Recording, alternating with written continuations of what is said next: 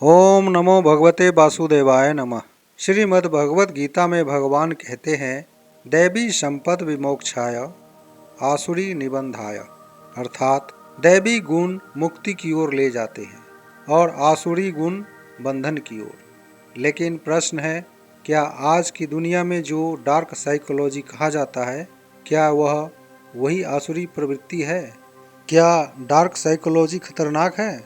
जी हाँ, अगर कोई व्यक्ति इन तकनीकों का इस्तेमाल करता है तो मानसिक तनाव, आत्मविश्वास में कमी, रिश्तों में असंतुलन और भावनात्मक शोषण हो सकता है। यह आमतौर पर इन 3 व्यक्तित्व लक्षणों से जुड़ी जाती है। पहला है नार्सिसिज्म, अर्थात आत्ममोह, यानी खुद को श्रेष्ठ समझना, हमेशा प्रशंसा की चाह रखना और दूसरों की भावनाओं की कम परवाह करना। मैकियावेलियनिज्म, अर्थात चालाकी और रणनीति से लोगों को इस्तेमाल करना और अपने फायदे के लिए झूठ या छल करना। साइकोपैथी क्या होता है? यानी लोगों में सहानुभूति की कमी होती, स्वयं में अपराध बोध का अभाव होता है, जोखिम भरा या निर्दय व्यवहार भी होता है। इन तीनों को मिलाकर यानी नार्सिसिज्म, मैकियावेलियनिज्म और साइकोपैथी, इन तीनों को मिलाकर अक्सर डार्क ट्रायड कहा जाता है। ये डार्क साइकोलॉजी की सामान्य तकनीकें हैं। गैस लाइटिंग, यानी किसी को उसकी याददाश्त या सोच पर शक करवाना, यानी जो आप सोचते हैं आपके हर बात को गलत साबित करना कि आप गलत सोच रहे हैं। दूसरा है लव बॉम्बिंग, यानी आपके ऊपर अचानक बहुत ज़्यादा प्यार दिखाना। गिल्ट ट्रिपिंग, यानी दोषी महसूस कराकर काम निकलवाना। साइलेंट ट्रीटमेंट, यानी जानबूझकर बात बंद कर देना। और इमोशनल मैनिपुलेशन। ये 5 डार्क साइकोलॉजी की सामान्य तकनीक है जो लोग इस्तेमाल करते हैं। इससे बचाव कैसे किया जा सकता है? इससे बचने का एक ही उपाय है, अपनी सीमाएं तय करें, लोगों से ना कहना सीखें। जो आपसे नहीं हो सकता है या जो चीज़ें आपको गलत लग रही है उसको नो कहना सीखें। भावनात्मक रूप से स्वतंत्र रहें। दोस्तों, भावनात्मक रूप से दूसरे व्यक्ति को अपने ऊपर हावी न होने दें। अपने विचार दूसरे पर थोपते नहीं है तो अपने ऊपर थोपने भी न दें। रेड फ्लैग को पहचानें। इसका मतलब है जब आपको कोई सलाह दे रहा हो या अपनी सीमाएं पार कर रहा हो तो वहीं पर संभल जाए और ज़रूरत हो तो काउंसलिंग भी ले। नार्सिसिज्म यानी कि आत्ममोह क्या होता है? यह ऐसा व्यक्तित्व लक्षण है जिसमें व्यक्ति खुद को बहुत बड़ा, खास, श्रेष्ठ और दूसरों से बेहतर समझता है। उसे लगातार प्रशंसा और ध्यान चाहिए होता है। इसके पहचान के कई संकेत हैं, जैसे हमेशा अपनी ही बात करना, यानी आप टॉपिक पर चर्चा कर रहे हैं, वो बीच में ही वो टॉपिक हटा करके और अपनी बात रखना शुरू कर देगा। और वो व्यक्ति अपनी आलोचना बिल्कुल बर्दाश्त नहीं कर सकता। ज़्यादातर लोग ऐसे ही होते हैं और हमेशा खुद को सही मानते हैं। दूसरों की भावनाओं की अनदेखी करते हैं। दिखावा या स्टेटस की उन्हें अत्यधिक चिंता होती है। नार्सिसिज्म से संबंधित लोग रिलेशनशिप में कैसे दिखते हैं? शुरुआत में बहुत आकर्षक और कॉन्फिडेंट लगेगा, लेकिन धीरे धीरे पार्टनर को नीचा दिखाना शुरू कर देगा। गलती होने पर भी माफ़ी न मांगेगा और आपकी उपलब्धियों से जलन होता है उन्हें। तो नार्सिसिज्म से बचाव कैसे करें? इसकी स्पष्ट सीमाएं तय करें। हर बात पर खुद को दोष न दें। अपनी पहचान और आत्मसम्मान मजबूत रखें। ज़रूरत हो तो दूरी बना लें। मैकियावेलियनिज्म यानी चालाकी, हेरफेर क्या होता है? ऐसे लोग बहुत रणनीतिक और चालाक होते हैं। ये सीधे टकराव से बचते हैं, लेकिन पर्दे के पीछे खेल खेलते हैं। इनके पहचान के संकेत हैं, मीठी बात लेकिन छिपा हुआ एजेंडा होता है, जानकारी छुपाना या तोड़ मरोड़ कर बताना, और दूसरों को आपस में लड़वाना, ये इनका पेशा है।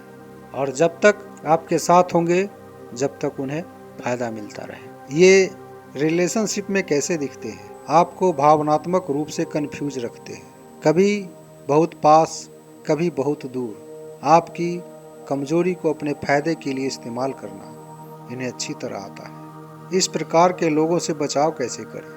हर बात पर तुरंत भरोसा न करें। लिखित या स्पष्ट संवाद रखें। अपनी निजी जानकारी सीमित रखे, यानी अपनी पर्सनल लाइफ की जानकारी उन्हें न ही दे तो बेहतर है। अपनी भावनाओं के बजाय तथ्यों पर ध्यान दें, सही क्या है गलत क्या है। साइकोपैथी यह क्या होता है? यह अधिक गंभीर लक्षण है। ऐसे व्यक्ति में सहानुभूति बहुत कम या बिल्कुल नहीं होती। इनके पहचान के संकेत है, ये झूठ बोलने में माहिर होते हैं। अपराध बोध इनमें नहीं होता है, यानी खुद की गलती कभी मान ही नहीं सकते। इनका व्यवहार जोखिम भरा होता है, यानी कि कभी भी आर या पार के मूड में दिखते हैं कि रिश्ता ही खत्म हो जाएगा, और दूसरों के दर्द से प्रभावित नहीं होते हैं। ये लोग रिलेशनशिप में कैसे दिखते हैं? ऐसे लोग आपको भावनात्मक रूप से शोषण कर सकते हैं, डर या धमकी का उपयोग कर सकते हैं, डरा कर या धमका कर अपना काम निकलवाने की कोशिश कर सकते हैं, अचानक गुस्सा या आक्रामक व्यवहार करने लगते हैं। ऐसे लोगों से बचाव कैसे करें? ऐसे व्यक्ति को बदलने की कोशिश न करें, खुद को सुरक्षित रखें, जरूरत पड़े तो कानूनी या पेशेवर मदद लें। ऐसे लोगों से तुरंत दूरी बनाना बेहतर होता है। एक और महत्वपूर्ण बात, हर आत्मविश्वासी या रणनीतिक व्यक्ति डार्क नहीं होता। ये शब्द अत्यधिक और लगातार नकारात्मक पैटर्न के लिए इस्तेमाल होते हैं। दोस्तों, गीता में कहा गया है, दंभो दर्पो अभिमानस्य, अर्थात दंभ यानी दिखावा, दर्प यानी घमंड और अभिमान ये नार्सिसिज्म की आसुरी गुण है। जब व्यक्ति सोचता है मैं ही सब कुछ हूँ, वहीं से उनका पतन शुरू हो जाता है। जो लोग छिपे हुए एजेंडे में मीठी बात करते हैं और आपको साधन की तरह इस्तेमाल करते हैं, और जब जरूरत हो स्वार्थ के लिए आपके साथ छल भी कर सकते हैं। इसीलिए गीता कहती है, प्रवृत्तिम च निवृत्तिम च जनान विदुरासुरा, अर्थात आसुरी प्रवृत्ति वाले लोग धर्म अधर्म का भेद नहीं समझते। इसी प्रकार गीता के अध्याय 14 में बताया गया है, जब तमोगुण प्रबल होता है तो अज्ञान और कठोरता बढ़ती है, जो साइकोपैथी कहलाता है। गीता में कहा गया है, स्मृति भ्रम से बुद्धि नष्ट होती है। गैस लाइटिंग का उद्देश्य यही है, आपकी स्मृति और आत्मविश्वास को तोड़ देता है। जो लव बॉम्बिंग अचानक आपके ऊपर हो रहा है, अत्यधिक प्रेम दिखाया जा रहा है, आपके ऊपर अत्यधिक ध्यान दिया जा रहा है, शुरुआत में व्यक्ति आपको विशेष महसूस कराएगा, फिर धीरे धीरे आपके ऊपर नियंत्रण स्थापित करता है। उसी प्रकार कुछ तरीके होते हैं गिल्ट ट्रिपिंग, जो आपको दोषी महसूस करवाकर काम निकलवाते हैं। और आजकल के मोबाइल के ज़माने में एक चल रहा है साइलेंट ट्रीटमेंट, जो बात करते करते अचानक पता चलता है कि आपसे संवाद ही बंद हो गया, बिना कोई कारण, बेवजह, ताकि आप उन्हें मनाने जाए, समझाने जाए, या उन्हें कुछ जो ज़रूरत है आप उन्हें दे। इसी को कहते हैं साइलेंट ट्रीटमेंट, यानी जानबूझकर संवाद बंद कर देना। यह भावनात्मक दंड माना गया है। दूसरी ओर ऐसी भी स्थिति होती है जिसे हम इमोशनल मैनिपुलेशन कहते हैं, जो आपकी कमजोरी को पहचान कर उसी को हथियार बना लेते हैं। तो डार्क साइकोलॉजी खतरनाक क्यों है?